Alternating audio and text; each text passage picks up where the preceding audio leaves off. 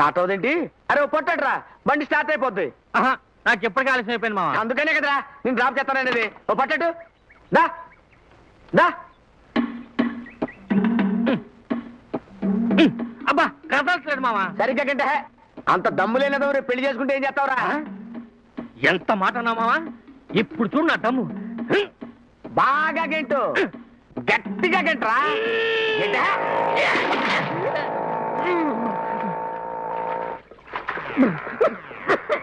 ఆహా, నీ అవ్వ ఏమి ఫేసురా, ఫ్రెష్ గా బురదలో పొరలాడిన నాటు పందిలో ఉన్నారా?